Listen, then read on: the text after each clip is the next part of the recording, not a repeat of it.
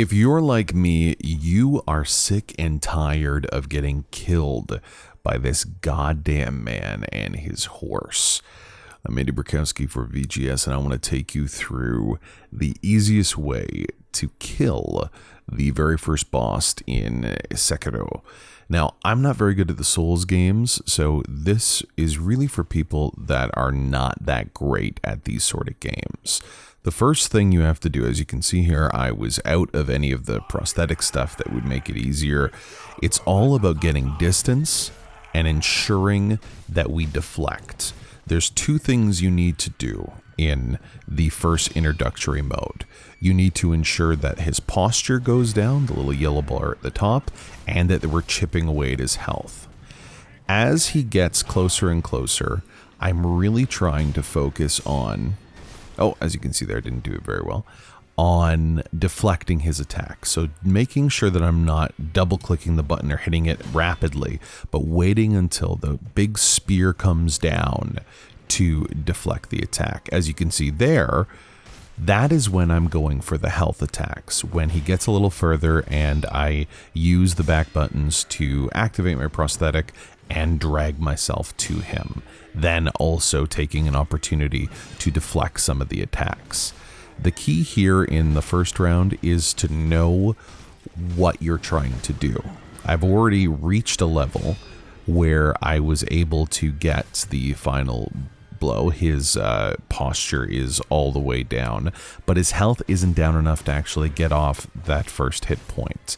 So I was focusing a little too much on one and not on the other. If you are having some trouble and you notice that you're not able to make those deflections, as you can see, I got the first one here.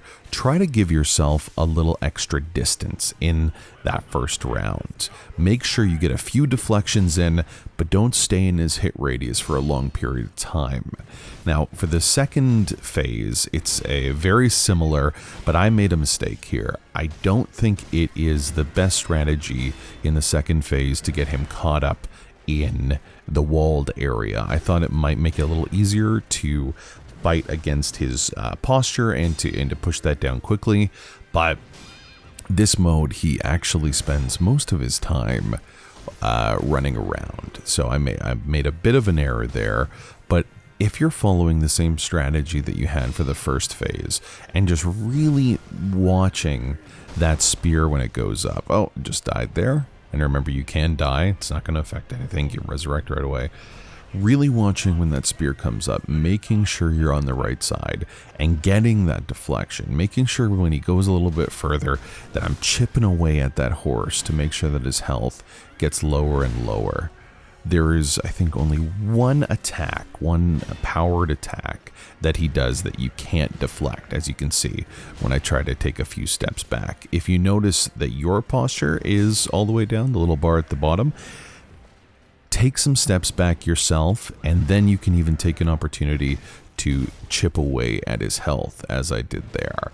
It's funny to see this video now because as you progress and start to kind of unlearn the different ways of playing Souls, you'll see that this original combat was very, very easy in comparison to some of the bosses that you'll have before. So if you are struggling, just remember it's all about focusing on those deflections, getting a little bit of space between yourself and the target, and trying to chip away at those two pools.